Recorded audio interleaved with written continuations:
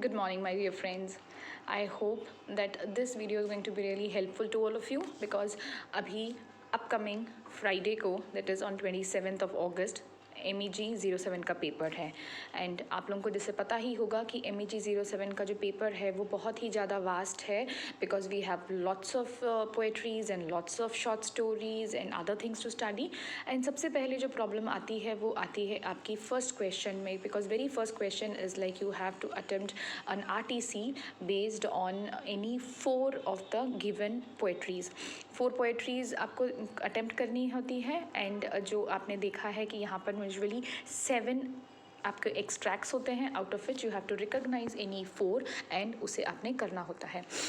तो आज मैं आप लोगों को ट्राई करूँगी हेल्प करने के लिए. जैसे आप देख सकते हैं कि दिसंबर 2011 से लेके मैंने कुछ क्वेश्चन पेपर्स निकाले हैं प्रीवियस ईयर्स के एंड उसके बेसिस पे मैं आपको बताऊंगी कि आप कैसे कुछ पोएट्री जो रिकरिंग पोएट्रीज़ हैं जो बार बार अपीयर होती हैं उन पोएट्रीज़ को आप कैसे रिकॉग्नाइज़ कर सकते हैं और उन पोएट्रीज़ को आप ब्रीफली पढ़ लीजिएगा. These are not very difficult. There are 35 poetries in all. That's right, 35 poetries हैं. बहुत सारे पोएट्स हैं एंड कोई एक पोएट्री में ये नहीं कहूँगी कि बहुत इंपॉर्टेंट है या कुछ है बिकॉज किसी भी पोएट्री से कुछ भी आ सकता है.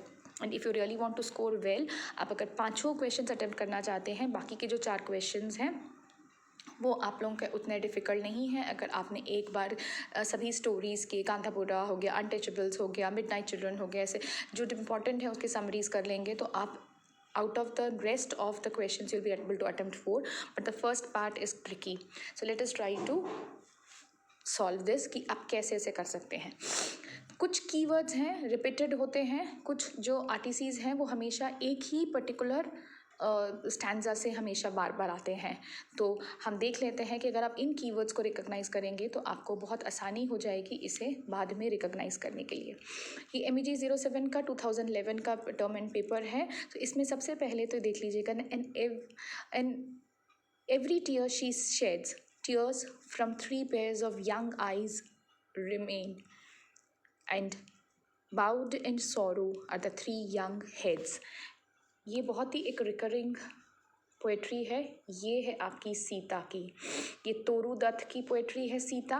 अगर आप इसे करके जाएंगे तो यहाँ पर आप जब सीता की जो स्टोरी सुना रही है, जो मदर जो स्टोरी सुना रही है अपने 3 बच्चों को, तो ये वाला जो लाइन है रिपीटेडली आया है, काफ़ी बार आया हुआ है. तो आप इस लाइन्स को याद रख लीजिएगा. जब 3 बच्चों की बात कर रहे हैं, तीनों की आंखें भरी हुई हैं, तो ये सीता की है. तो ये आप इजीली रिकॉग्नाइज़ कर लेंगे. ये पोएट्री भी बहुत सिंपल है, तोरू दत्त की बहुत सिंपल वर्डिंग्स है एंड इसकी समरी भी बहुत ईजी है. Coming to the next one, I awoke, alas, my love was vain, and to annul one throe of destined pain or one heartbeat to prolong my breath. तो ये जो poetry है तो ये अगेन आप लोगों को यहाँ पर देख सकते हैं कि यहाँ पर डेथ की बात करी जा रही है कहीं ना कहीं और यहाँ पर लव की बात कर रहे हैं. तो ये बहुत इजीली रिकॉग्नाइज हो जाती है बिकॉज ये अगेन आपकी सरोजिनी नायडू द्वारा जो पोएट्री है, जो लव एंड डेथ वाली जो पोएट्री है, जिसमें वो अपने लवर की बात कर रहे हैं कि किस तरह से उसकी लवर की जब डेथ हो जाती है तो she is unable to digest the fact that कि उसकी लवर की डेथ हो चुकी है एंड वो अभी भी चाहती हैं कि उसकी लवर की डेथ ना हो और वो पेन को जो सह नहीं पा रही है. तो this is from the poetry love and death. ये आपकी जो लाइफ एंड डेथ है उस पोएट्री से कंफ्यूज नहीं हो जाना है क्योंकि life and death Shri Aurobindo द्वारा लिखी गई है, बट लव एंड डेथ जो है सरोजिनी नायडू द्वारा लिखी गई है. इट्स अ सोनेट, 14 लाइन्स की है एंड यहाँ पर वो अपने लवर की डेथ के बाद में जो पेन है जो उन्होंने, जब वो पहले सो रही होती हैं और वो सोचती हैं कि भाई मेरा जो लवर है, जिस तरह से सावित्री ने अपने यमराज से वापस लेके आ गई थी, तो उस तरह से वो जो है सोचती हैं कि उनके नींद में वो अपने लवर के बारे में ड्रीम कर रही हैं and she is thinking that his lover is not dead and he is coming back. When she awakes, when वो गेट जब उठ जाती हैं तो देखती हैं कि alas my love was when, कि मेरा जो प्यार है वो बिल्कुल ही उसमें कोई रिजल्ट नहीं हो रहा है एंड वो जो डेस्टाइंड पेन है, जो पेन के लिए जो डेस्टिनी में जो पेन है वो सहना ही पड़ेगा. तो जब ये लाइन्स आती हैं तो आपको पता चल जाता है कि आप किसी लवर की बात करें जिसकी डेथ हो चुकी है. तो ये एक लव एंड जो थर्ड वाली है हमारा जो एक्सट्रैक्ट है, long and lean, her ears were cold as rubber, she opened her wormy legs wide, I felt the hunger there, the one the fish slithering turning inside.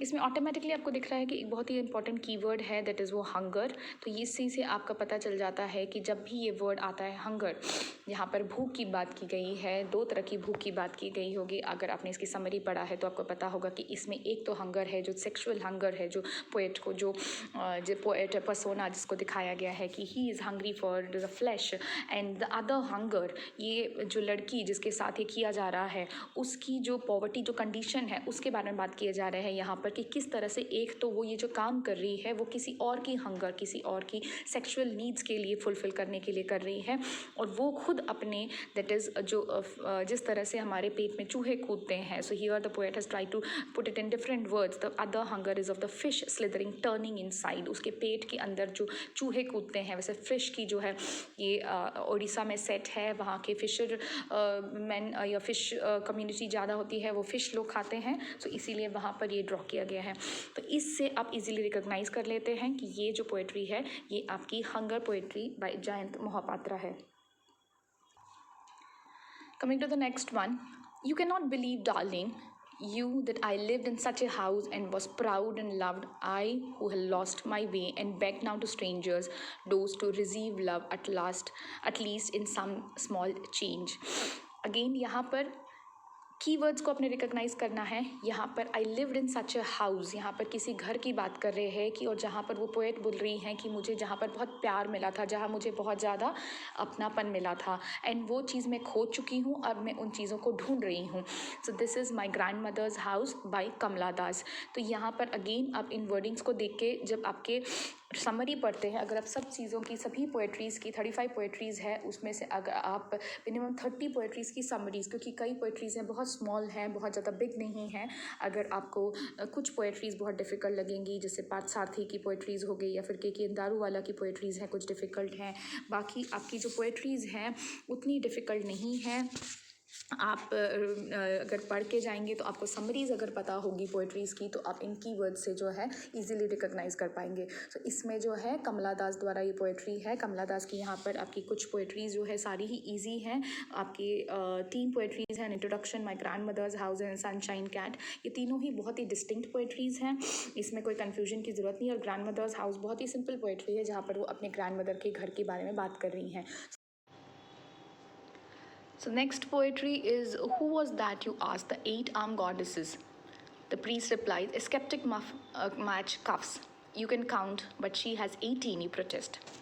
सो जहाँ पर आपको जब टेम्पल्स और प्रीस्ट के बारे में बात आती है तो आपको दो जगह पे कन्फ्यूजन हो सकती है। एक तो आपके जयंत मोहापात्रा एंड अरुण कोलातकर, ये दोनों की पोएट्रीज़ में बहुत ज़्यादा ना टेम्पल्स और इसके बारे में, क्योंकि वो जो जयंत मोहापात्रा हैं वो पुरी के बिलोंग करते हैं। आपको जैसे पता है कि पुरी जो है एक ना प्लेस है जहाँ पर बहुत सारे टेम्पल्स के लिए फेमस है।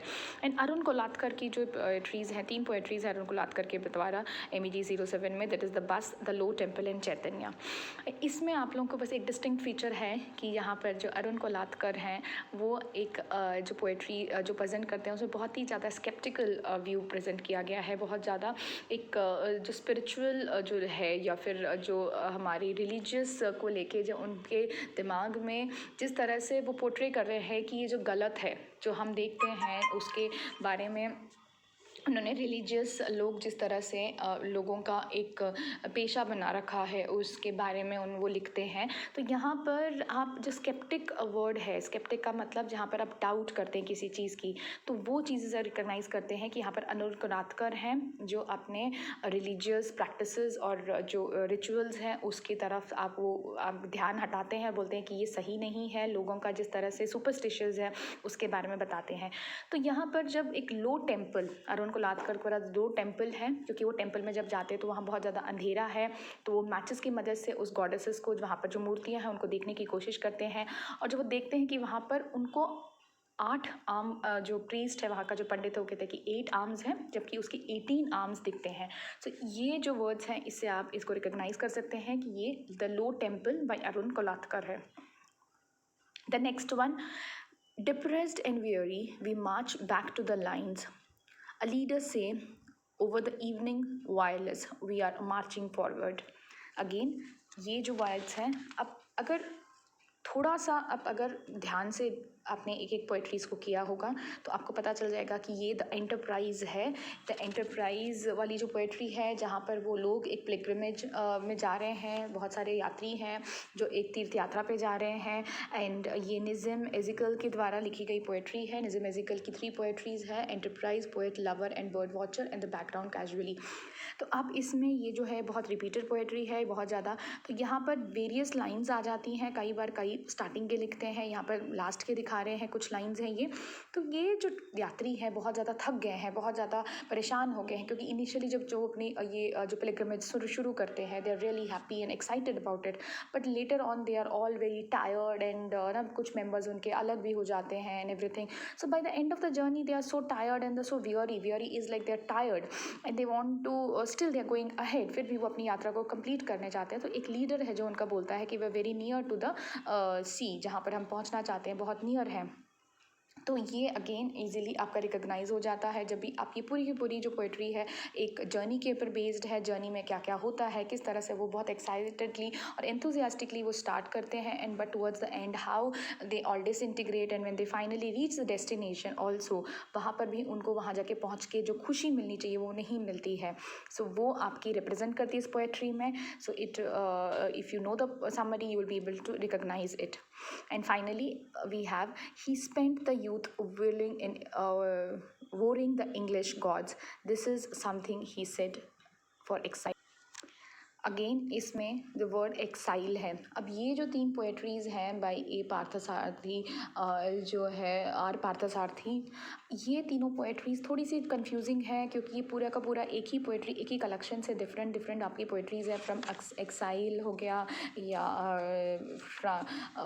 ट्रायल हो गया या फ्रॉम होम कमिंग हो गया, तीनों में एक जैसी बातें की गई हैं। आर पार्थसारथी जो थे वो एक साउथ इंडियन तमिलनाडु में पैदा हुए एक पोएट थे जो बाद में यूरोप चले गए थे एंड 10 साल यहाँ पर यूरोप में रहने के बाद किस तरह से वो जो यूरोपियन लिटरेचर है, जो इंग्लिश लिटरेचर से उनको बहुत ज़्यादा प्यार था एंड वहाँ पर उनको वो चीज़ अच्छी लगी and this he started to write in English. But later when he came back to India he wanted to write in English but he felt that वो नहीं लिख पा रहे हैं, वो चीज़ वो नहीं कर पा रहे हैं एंड वो ना इंग्लिश की तरफ झुक पा रहे थे और ना ही अपने द्रविडियन लैंग्वेज दैट इज़ अपने तमिल की लैंग्वेज की तरफ जब अपना लिखना चाहते थे वो भी नहीं कर पा रहे थे। So he spent his youth warring the English. यहाँ पर वॉरिंग का मतलब है कि यहाँ पर जिस तरह से एक हम किसी और को वू करते हैं या किसी और की तरफ अट्रैक्ट हो जाते हैं, वो दिखाने की कोशिश कर रहे हैं कि वो इंग्लिश की तरफ, इंग्लिश की गोल्स की तरफ हो गए थे and he had something in for exile. यहाँ पर अगेन एक कीवर्ड आपको बहुत इजीली मिल रहा है दैट इज़ एक्साइल। जैसे ये आता है तो एटलीस्ट आपकी तीनों पोएट्रीज जो है from home coming, from trial and from अगर एक्साइल है तो ये वर्ड आपसे पता चल जाएगा कि ये एक्साइल का है। तो इस तरह से आपके 3-4 पोएट्रीज ईजिली मिल जाएंगी। तो ये दिसंबर 2011 का मैंने कवर किया है। आगे वाली वीडियोज़ में मैं और भी बहुत सारे पोएट्रीज़ को कवर करूँगी ताकि आपको किस तरह से कोई पोएट्री रिकॉग्नाइज करके उससे आप अटेम्प्ट कर पाएंगे। ऑफ कोर्स इसमें बाकी जो क्वेश्चंस हैं वो बहुत क्लियर कट क्वेश्चंस हैं। They going to be 5 more questions and each question has 2 parts. तो आप अगर वो इजीली हो जाता है, I think it is the first part where you have to recognise the lines and to write a summary on that, तो उसमें difficulty होती है। So I hope this video was helpful for you. If you like the video please like and subscribe. Thank you.